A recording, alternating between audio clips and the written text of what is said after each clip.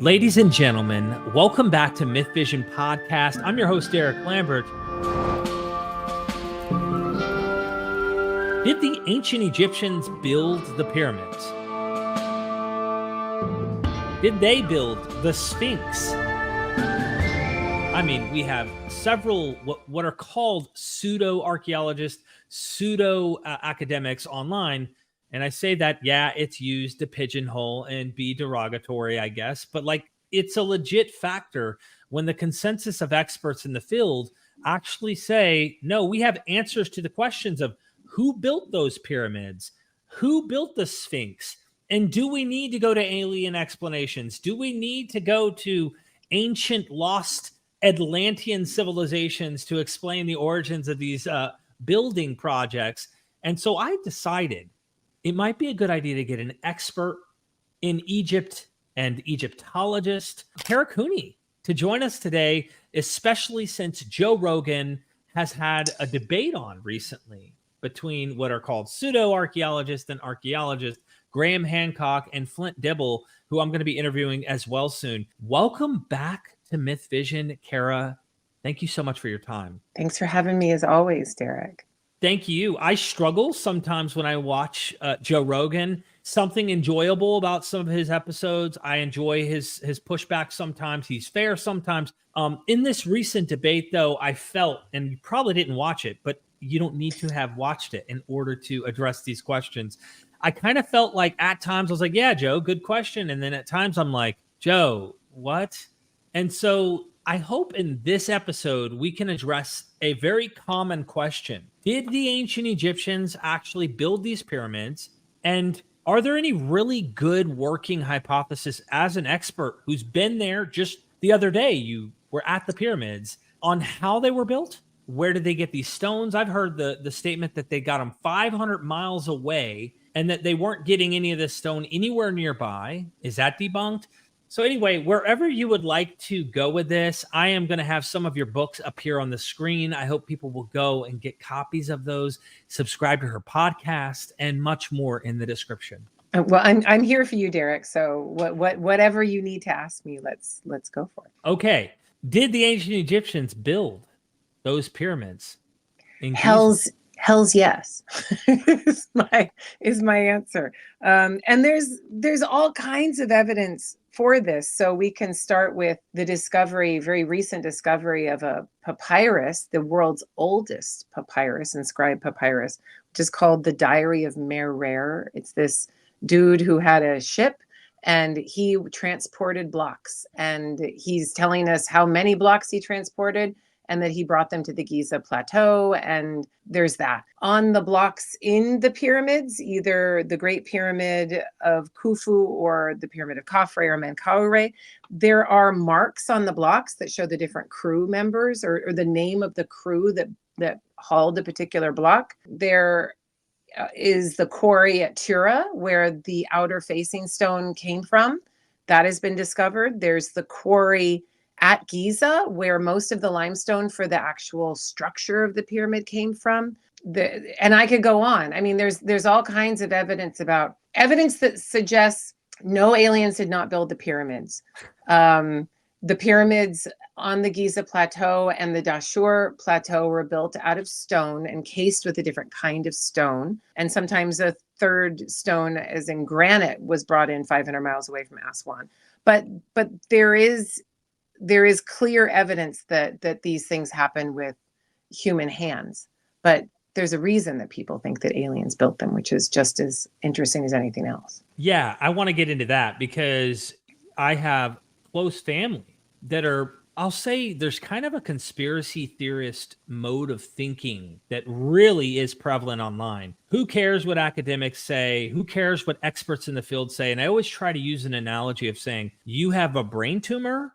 Well, why don't you just go to a witch doctor in Ecuador and take whatever? Oh, you want to go to an actual specialist who is an expert on the brain, who has the most cutting edge science to date on how to address brain tumor. We no longer necessarily, in many cases, even need to do chemotherapy because we've now figured out ways to turn off the growth of this substance, or this, not substance, but this mass in the body and then the body will heal itself by eating away the mess, seeing it as a foreign object. I'm using an analogy here in that kind of arena to say, why don't we go to people who know how to read hieroglyphics, that actually are checking out this material?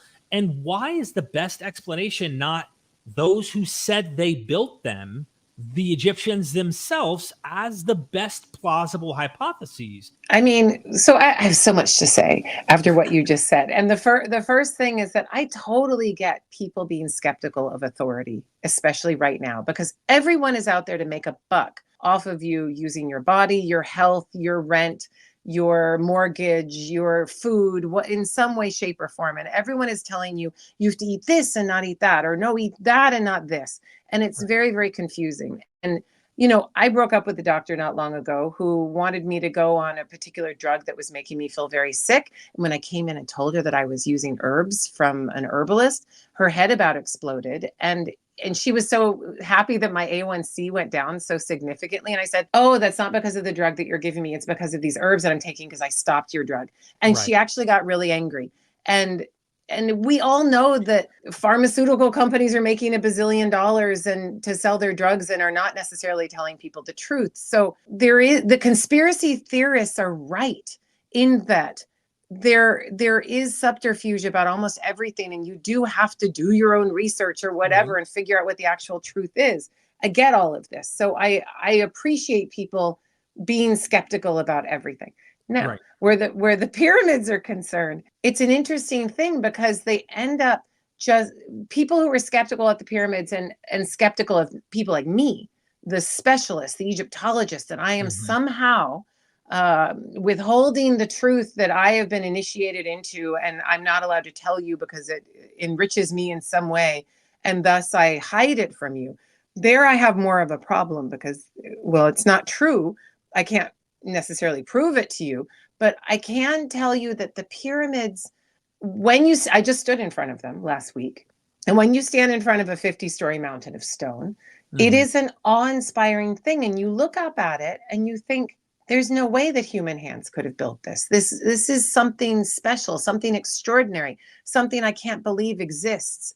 It is a human-made mountain of stone, and it is a feat in terms of height that was not equaled until the Eiffel Tower, right? I mean, it's madness how tall that thing is. But when you look up at that and you say, this is superhuman, this is something that we normal humans could not have done, then you are falling into exactly the trap that the Egyptian kings want you to fall into, or wanted. Well, the reason they built it is to make themselves seem or be as superhuman divinities.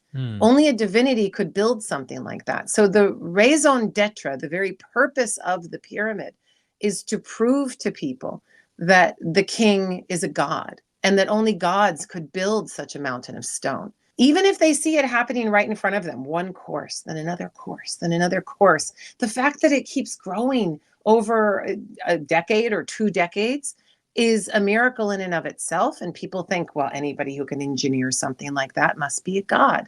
And that leads into this whole way of proving and justifying a regime.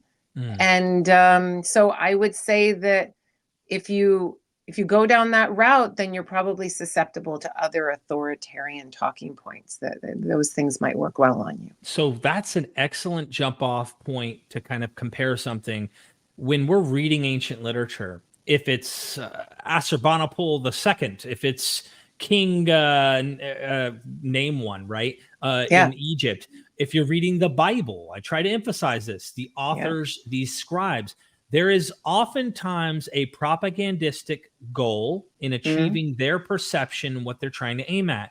And if you read these books, these texts, these inscriptions, however, and you buy what they say as they say them, without comparing them, without being cautious and skeptical in approaching them, then you're going to be hoodwinked by their goal on you. And the point is, if you're looking in awe and going, these couldn't have been built by humans, they've achieved their purpose the same way you might read the biblical text about Yahweh doing this feat and going, there is no God like Yahweh. But if I show you endless comparisons to Marduk or other deities in the ancient Levant or ancient Orient, you might go, that does sound similar, and so this is the goal. The question I have is, one of the most prevalent is, how did they build the pyramids, right? Experts, even in your own field, debate this topic because we just don't know exactly how, even though they say they did them. Is there a growing consensus? Is there a position that seems to be a predominant one? I don't see a consensus amongst Egyptologists. And this is the most interesting thing in the world, that we do not know how they built it, just because we do not know. And when people go, the Egyptologists don't even know how they built the pyramids, this is true. We don't know. And we do argue amongst ourselves. And we do get in social media wars or wars at conference where we yell at each other. And I haven't seen anybody throw a drink in anyone's face, but you never know. But the fact that we don't know doesn't mean that aliens built it. Right? You don't have to go right to that. Two, why would you give away the blueprints for the greatest weapon that you have in your regime? This is the weapon. And I have argued elsewhere in my book, The Good Kings, I have argued that the Egyptians, the ancient Egyptians, did not put research and development into siege towers and trebuchets and all kinds of weapons of war. Instead, they put research and development into weapons of the mind, into tools that made their kings seem as divinities, prove them as divinities. You're not going to give a blueprint for this any more than any weapons manufacturer is going to give a blueprint for how they make their 20-pound bomb that they're dropping on Gaza. They're not going to do this. So people are going to give a blueprint maybe for how to make a plastic gun, and you might be able to buy that online.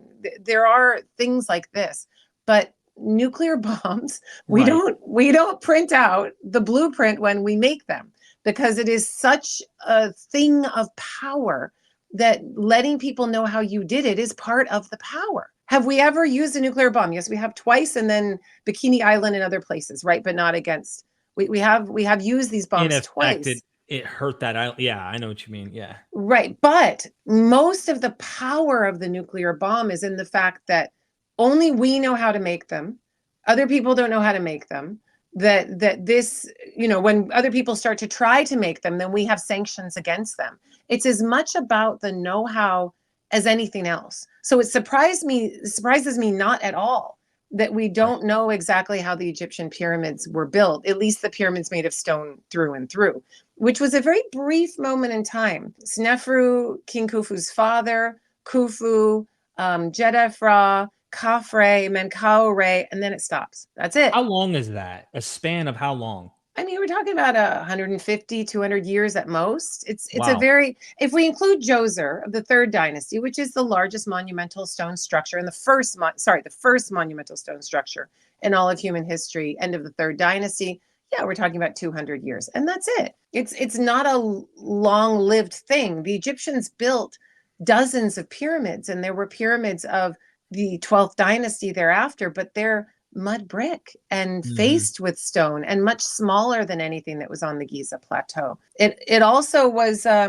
it's almost like as soon as the Egyptian kings proved the kingship of some of their kings, that was enough. The pyramids haven't gone anywhere, have they? Those pyramids at the Giza plateau. I just went inside of the pyramid of Khufu. It's still quite very much there, right? Once you've built it, do you have to do it again and again for each king? No, you've proved the divinity. It's there. Kingship has this divinity now. And all the other kings can be like, okay, I'm going to get a shitty little pyramid of rubble and I'm going to face it with nice stones. It's going to be like a quarter of the size, but it'll be fine. And, it worked. So this makes me think about the kind of workforce in that couple hundred years that may have been involved. And do we have any documentation from the Egyptians describing how many people, what was this workforce like?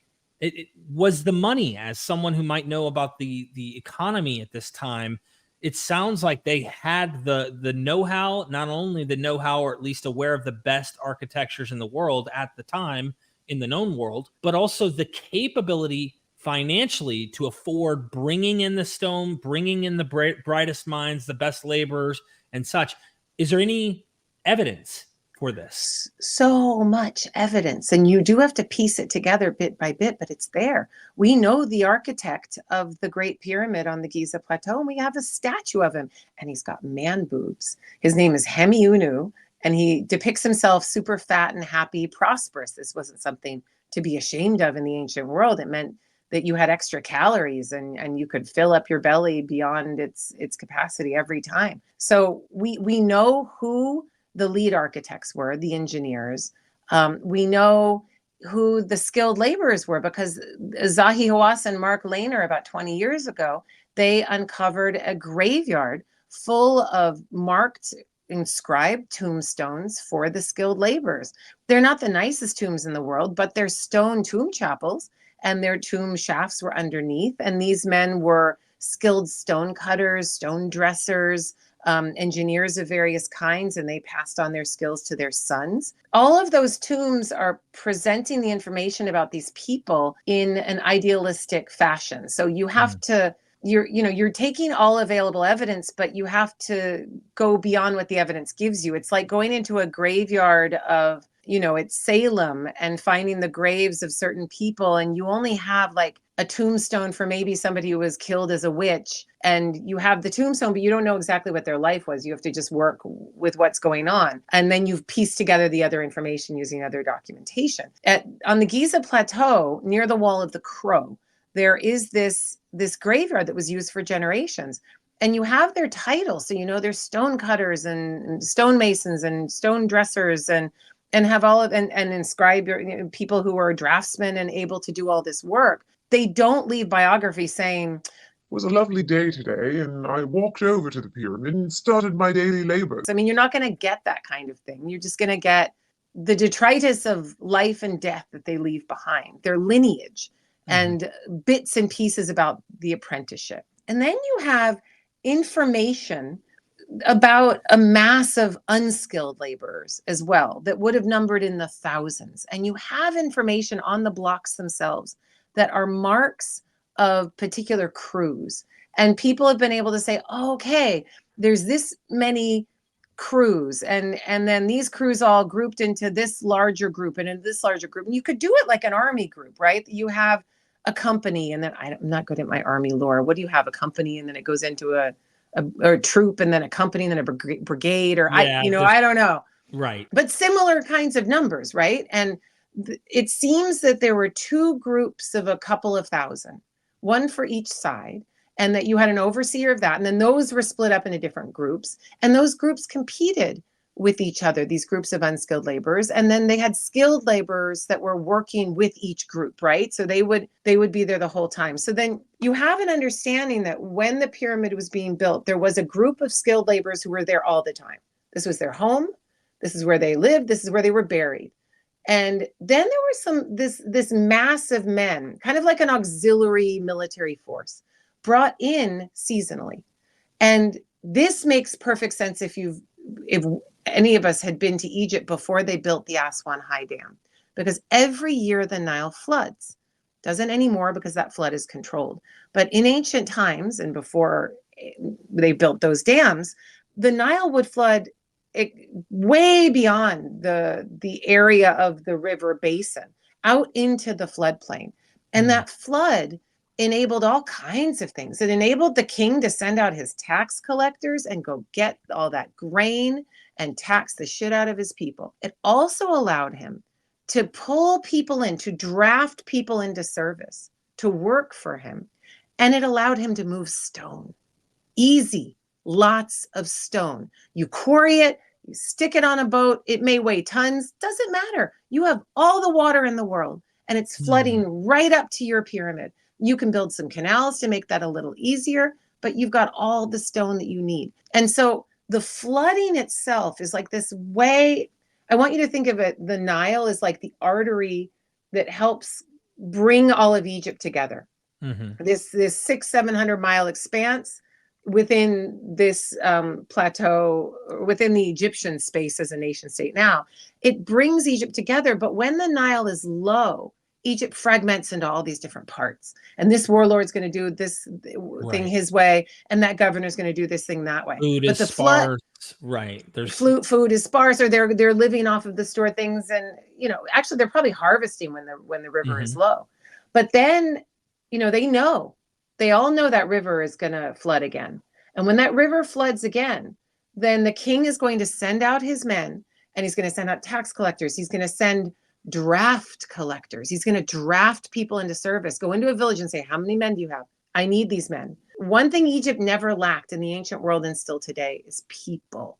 They have tons of people, and they're able to pull those people into the workforce. And so then for the amount of time that the river was flooded, 3 months or so, once you got them there and organized them, you had thousands of men to do work for you. And those thousands of men, I'm not saying they're all thrilled and happy to go, but they're getting bread and beer on the job. They're being fed. It's probably more interesting than being bored in their village as they're just sitting there swatting away mosquitoes back home. People will say that slaves built the pyramids. No, draft labor built the pyramids. And the Egyptians don't need a slave economy. They have more than enough people to draft into service. And then somebody might say, well, what's the difference between draft labor and slavery? I mean, it's a fine line. It's a fine line because later texts do tell us that if somebody didn't report for their draft labor, they would imprison their whole family. So there is indeed a fine line between enslavement, serfdom, drafting, all of these things by an authoritarian state, right? In light of the Nile's flooding, though, my question goes to a well-known, can't remember what his technical specialty is, but it's Robert Schoch. You've probably heard of him before. He's a controversial figure who says that the Sphinx has water erosion, which he thinks would prove it dates back to 10, 12,000 BCE, end of the Ice Age kind of stuff. And to still man the position of Graham Hancock, you've heard of him, and others in that arena, they will try to say stuff like, we're not saying aliens, that stuff's all conspiracy out there, woo-woo. We think that a more advanced, earlier civilization were the ones who built it, and that technically these Egyptians just moved into vacant places. And so this explains the Sphinx, or some of them might actually give away a little ground and say, okay, pyramids were built by Egyptians. Sphinx was much older. There's an established holy site. Holy places remain holy places, which we all know that's the case. So something sacred about this place, and they're just inheriting already well-established things. I'm wondering, with the Nile's rise and decline, like you described, if there's some water potentially from this that has made its way over into the Sphinx arena, causing that erosion in some way, shape, or form. I don't know. Is that a possibility, or at least a going thought amongst Egyptologists that you know of? I mean, the Sphinx thing is awesome. And I remember that Charlton Heston documentary from the 90s. And I'm still being asked about the age of the Sphinx. So 2 things. One, I get why people are super annoyed with academics who aren't joyful about discussing many possibilities and who are like, well, the evidence shows, and they're all so boring and it's really annoying.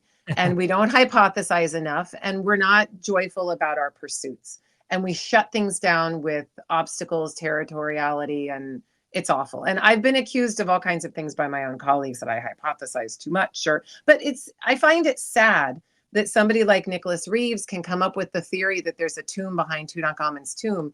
And instead of people taking it seriously, they just laugh at him. And so I get why people are out there saying, all these academics are, they're just shutting everything down, because in some ways they're absolutely right. So I just want to acknowledge that, as the liberals say, right? Make space for that.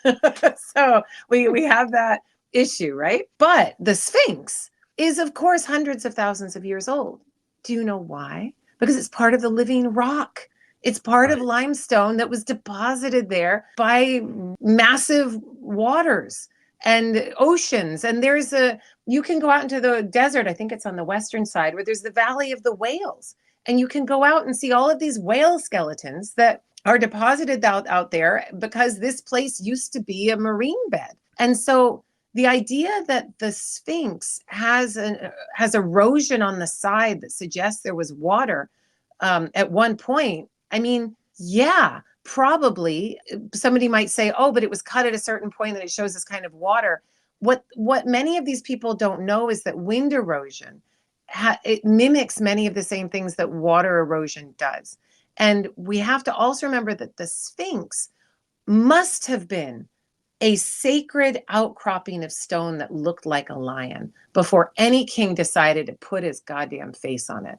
And I want you to think of the sacred mountain to the Lakota that we have turned into Mount Rushmore. I don't know the indigenous name, but this is a sacred mountain to the Lakota peoples. And that mountain existed before they decided to carve the faces of presidents into it. And for the Lakota people, it's like a slap in the face to have those presidents' faces who stole their land and their territory and killed their people carved into their sacred mountain. I can imagine something similar when Khufu did this with this lion outcropping, because this outcropping had been there for, I don't know, 100,000 years. Was it shaped and formed by people? Probably not. It probably looked like a lion naturally, like a sphinx naturally, and had this reputation for being a being of great power in the stone. And people had returned to this spot probably over generations, over millennia. And then all of a sudden, some dude comes along and he's like, I'm going to put my face in it. And we can imagine that some of the Egyptian people were like, oh my God, this is horrible. But he's the king. He's divine. He's got a mountain of stone behind him. He can do whatever the hell he wants.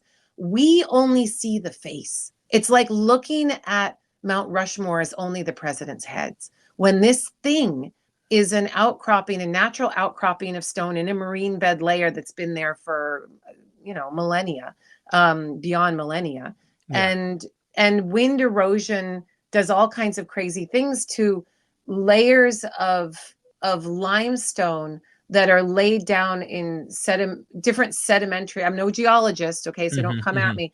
But some layers of limestone are stronger than other layers, and some, so you'll get like a line of erosion here, but not a line of erosion there, and it's this weird wavy pattern that does look like a river has gone by, or when they're saying, oh, the river was over here, or there was water all over, and then this is when the Egyptian area was like a savanna and it was the green Egypt. This was the case at one point with that rock outcropping. But the Sphinx as it exists now, with the sides and the face as it has now, is almost certainly a fourth dynasty iteration. I'm not going to stake my life on it. What if there was an older face there that some second dynasty dude put on first, and then Khufu's like, now it's mine, or I'm going to put a pyramid behind it? We actually don't really know who carved the face first. And there is Egyptological disagreement about this. One Egyptologist who has recently died, named Rainer Stadelmann, thinks the face belongs to Khufu. But the only statue of Khufu we have is about this big, made of elephant ivory, found 100 miles away at Abydos. And most other Egyptologists think it belongs to Khafre, but we don't actually know. So it's a king, but I don't know which king it necessarily is, and they're not super clear about which king it actually is, and I think that's part of the point. So that face could have been put on there in the first or second dynasty. I don't think it looks fourth dynasty to me, but I'm not going to say that these things are absolutely impossible. I'm just going to say it's probably not 10,000 years old in the carved face. I will say that that there was something that looked face-like before that 10,000 years ago. So this is an important it's important to remember what was there before and not then take the latest iteration as the only way it ever was. But isn't there also kind of a caution we should give people who are going out of their way to pretend that this civilization, these people, could never have produced such amazing outcomes? And oftentimes, people who are using these kind of ideas, especially outdated ones from Europeans over the centuries, who've used it to point out that this must have been Atlanteans or some Indo-Europeans who did this, because obviously, the brown people in Africa couldn't do this. There's no way. You see where I'm going with this. And absolutely, a lot of people aren't going to say that. There's recent drama on the Joe Rogan podcast because Flint Dibble was bringing up, or they brought up some tweets I guess Flint had made on his small little Twitter about some of the things that Graham Hancock is using are sources that are coming from very racist roots that have been debunked due to science and modern scholarship, but have also implications that if we're using these sources, you get these other channels out there like Robert Seffer and others who literally go along with the line of almost praising guys like Hitler on on YouTube, like going to that level of white man this. And so you can see why we're trying to say, hey, don't make those kind of statements. And you've probably seen this all too well, like in your field. Yeah, and it's really interesting because the Sphinx, as it exists with that carved face and Nemi's headdress, is a statement of power. And everyone wants to be associated with that statement of power. And what do we have on the globe today? Where does much power come from, but from white supremacy? So much of colonialism in Africa is a white supremacist colonialism that wrought havoc. So it doesn't surprise me that when people look at the Sphinx, the last thing that they want is for, as you say, a brown civilization to have built it and to be able to claim that. And so you get like the von Däniken arguments, the Graham Hancock arguments that this wasn't possible, that it involved some sort of superhuman or beyond human ability to create. And then it denigrates the people of that place, and it elevates the people who are saying it, who are all white men. And so that makes sense. Where it gets a little tricky for me, though, and I will like push a little, is I've seen some of my Egyptological colleagues say, oh, the pyramids weren't built by slaves. They were built by skilled laborers, and everyone was just treated really well. And then it becomes this weird sort of nationalistic rhetoric trying to make everything seem happy and fuzzy, when the pyramids and the Sphinx, as it is carved today, are not a happy, fuzzy creation. They're a creation for authoritarian power to subsume people under that boot. And so you can't be an apologist for, you can. If you're going to say, oh my God, Egypt built these things and Egypt is glorious and Egypt is wonderful, then you just become an apologist for an authoritarianism of a different kind. So one always has to look at these things, these structures, and say, what master are they serving? What is the point of a pyramid?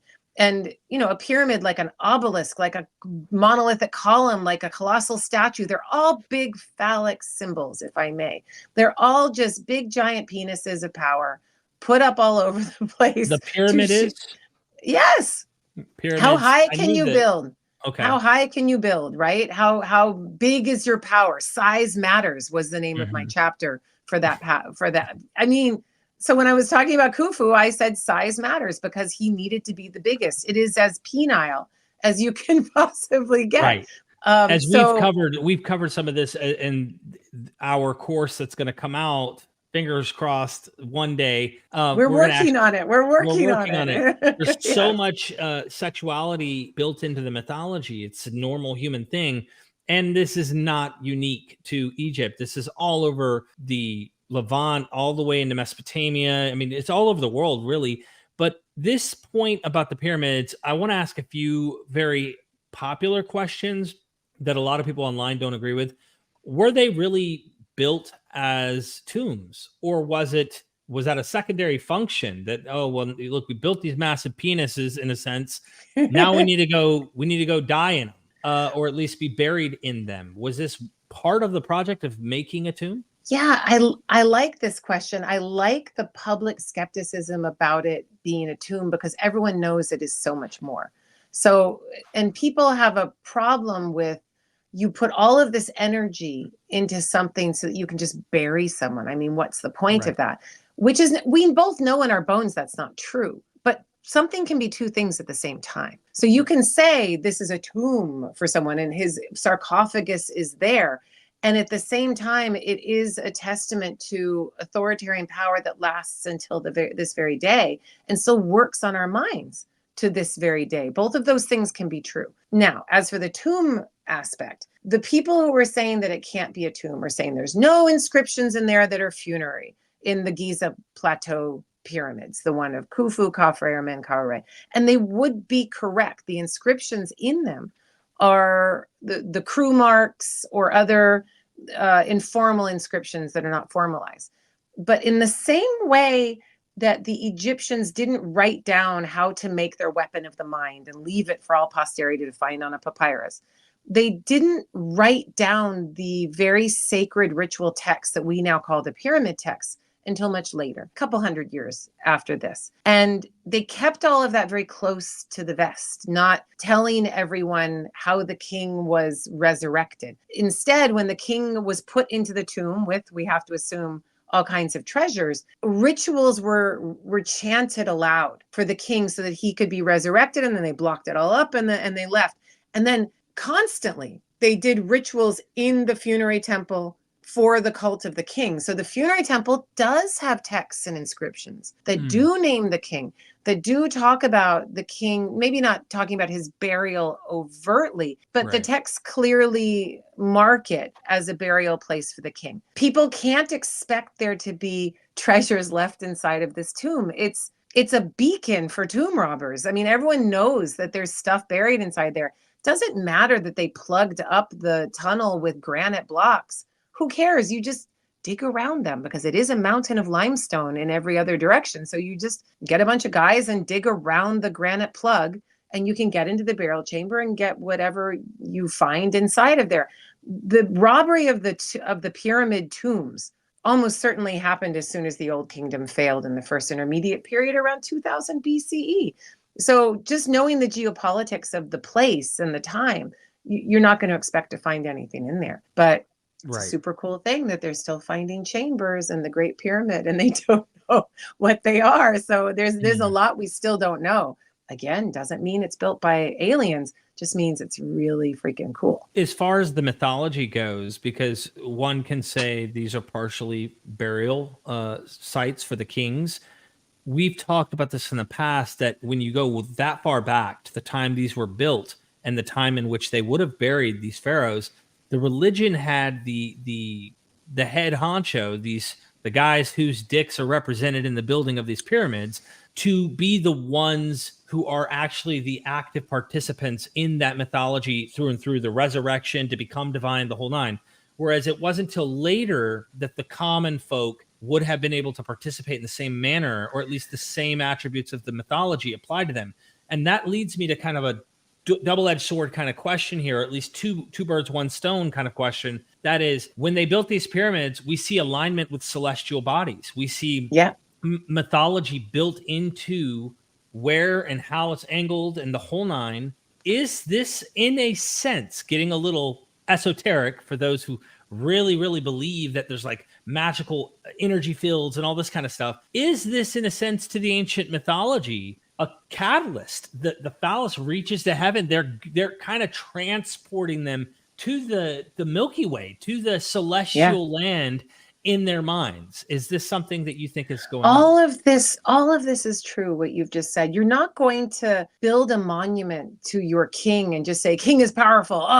You're going to build a monument to your king, and you're going to embed it into things that people already fervently believe, right? So, and you're going to embed it in the stellar world that everyone would have seen a hell of a lot better than we see. You're going to embed it into a solar world that was the most powerful thing in the Egyptian cosmos. I mean, one thing I want to point out is that when Snefru built his pyramids, he was trying to go at a much higher angle, like a 60-degree angle.